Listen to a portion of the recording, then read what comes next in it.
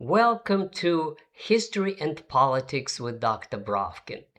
Today, my dear friends and subscribers and visitors to my channel, I would like to talk about the war in Ukraine, but the topic is Putin's message to NATO summit. There is so much going on, and there's just huge number of facts and reports, and it's very hard to put it all together and make sense of it. But the facts are that there is a series of events, and there are narratives built around them. And so one topic I'd like to talk to start with is the narrative that the Western powers created and maintained on the eve of NATO summit. The second topic is how the Russians responded to that. And the third is how the Russians perceive what's going on at the NATO summit and what is Putin's response as voiced by his press secretary Peskov just yesterday. So let's start with what I call Macron's narrative. And the plan was to come to NATO with a narrative that was repeated over and over in Financial Times, Le Monde, and many other media outlets, the narrative that Ukraine is winning.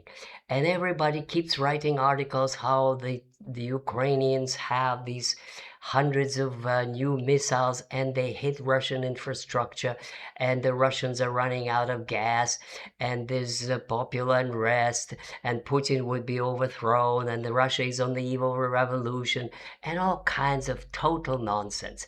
Russia is not on the eve of the revolution, and yes, these hits on oil facilities do hurt, but just to give you an example, of 500 drones in a single day, more than 400 are intercepted on various approaches to the targets. Some do get through and they do hit the oil facilities, but mostly the civilian targets. And there are all kinds of reports, sometimes quite heartbreaking reports of a car on the highway being hit by Ukrainian drone, and the mother covering the baby with her body, and then another target was the market in a town, and it just goes on and on and on. But the bottom line of this is very simple. Ukrainian drone offensive. The only military effect it has is leading Russian leaders, leading Putin to decide that there is no point in negotiating with it is now called terrorist regime of Zelensky. So if there was any kind of hope 2 or 3 months ago that there may be a negotiated settlement, now it is gone. Now the only way anybody refers to Zelensky is terrorist regime of Zelensky. So he's out of the picture. Even if there is a settlement, this is going to be without Zelensky. But going back to the narrative picture, Putin showed to NATO countries on the eve of the summit. He showed what his response to this narrative of Ukraine winning by the largest ever attack on Kiev and other regions of Ukraine on the 6th of July. Now, many of you have seen Western footage showing civilian houses and all kinds of other damaged buildings and so on. But what the Russians are saying is that the list of targets is published at the site of Ministry of Defense, and these are all industrial facilities. These are the places where the drones are made. This is the place where there were electrical grid and there were research institutions that were working on targeting units for the drones, and several other ones. The most infamous or well known now is the hit on a neighborhood called Vishnyovoye. And this is where the direct hit led to multiple explosions afterwards. And these turned out to be cassette bombs supplied by the West and anti-tank shells with some kind of uranium charge. I'm not a specialist in physics and I don't know what that is, but these are some super modern, very, very powerful shells to stop tank by blowing through their thick armor. In other words, all that went up, and several neighborhoods were destroyed. But these were not high rises, these were one-story buildings. In other words, the armaments were kept in a storage right in the middle of a living quarters of a suburban neighborhood of Kiev. Now, the Ukrainians and Russian strikes, if compared, they may look similar, 500 on one side, 700 on the other side, but the big difference is that the Ukrainian drones are relatively minor, and they're more like a nuisance and more like doing harm but not devastation, whereas the Russian ones are using ballistic missiles, hypersonic missiles, and now much more advanced Gerain 4 turbo-propelled missiles that are now, even though the drones pretty much look like missiles.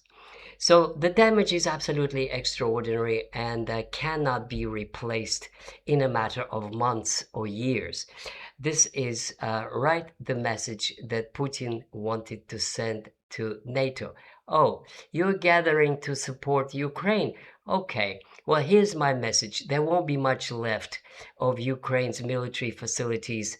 This is my message to you, messieurs, leaders of NATO. This, I think, is what it meant for. Now, the Russians and the way they perceive NATO. They perceive NATO is, in a sense, as the way NATO wanted it to be perceived, which is not the way it is in reality. Basically, the Russians perceive it as a united front against Russia, and they take at face value the decisions taken that billions of dollars or euros of war material will be produced and delivered to Ukraine. So this is the message. And indeed, 70 billion were promised to Ukraine. But the specialists tell us that, in fact, this is repackaged old goods, that there is no new financial assistance to Ukraine, but just repackaged old ones. And there are promises of production of drones and production of this and that. This is going on anyway. So in that sense, it is not anything new.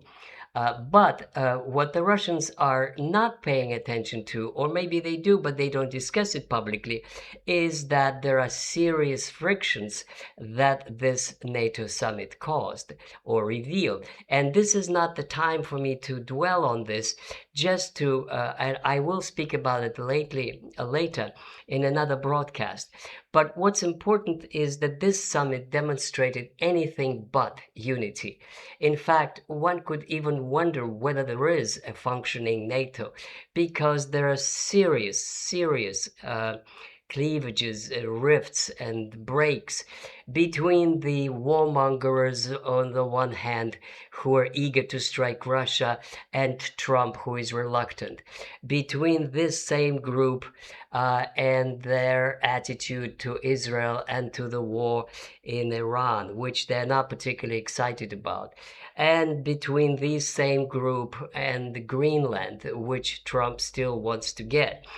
and between southern European countries who are super critical of Israel and are actually discussing sanctions against Israel, whereas they are supposedly loyal friends of NATO.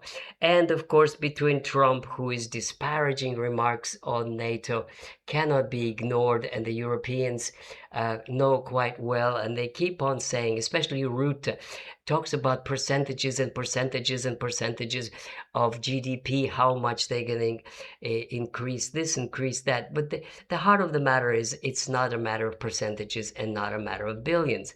It's a matter of diverging goals and diverging priorities between various NATO countries and the United States on the one hand, and between Northern Europe and Southern Europe on the other. But this is briefly but I could speak about it at length at a later point.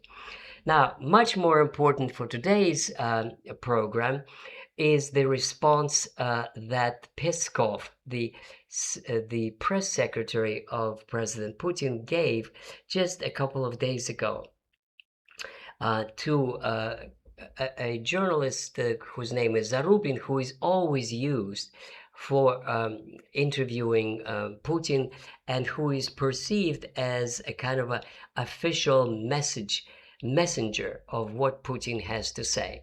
It always comes through Mr. Zarubin. So it seems to me that answering questions of Zarubin, it becomes clear that the priority for Russia is to deliver a crushing blow to Ukraine, and that is to Zelensky's regime. The goal is to intensify bombing of industrial and military infrastructure in Ukraine, in intensifying it. In other words, moving faster than it is now, which means hundreds of blows every day. Second, what they're doing and what was mentioned is the transportation system. The Russians have now increased attacks on locomotives, rails, and cargo trains. Basically, it's destroying the logistics of the Ukrainian army. What they are also doing is finishing destruction of the energy grid in Ukraine, so that there is no capacity for Ukrainian factories and to operate and produce anything. And the final one, and that is already also been announced by Mr. Putin, is the liberation not just of Donbas, which is close, but of Novorossiya. So these seems to be now publicly announced goals. But there is more to it, and maybe even more serious. When Zarubin asked him what to do about Poland and other countries that are facilitating, producing, and supplying drones to Ukraine that then hit Russia and that are made in Europe. Now, it's interesting that Peskov's answer is, well, this is a fact of life and this cannot go on indefinitely. So he kind of hinted that Russia is not going to put up with this for some time, is not going to put up with this indefinitely. Now, he also did not say that this is going to be immediate response. It seems the priority is to bring Ukraine to its knees and to destroy Zelensky's regime. But he didn't rule out a possibility of hitting those drone facilities and manufacturing facilities in the European Union as well. So that means that we are going into a very dangerous period of possible even bigger escalation, and where there's always a danger of things getting out of hand and leading to a big war in Europe. Thank you very much, and I want to remind you that I have other playlists and that I also have a Substack account if you want to read, and I also started posting audio tracks if you want to listen to these broadcasts on rss.com. Thank you very much, and until next time, bye.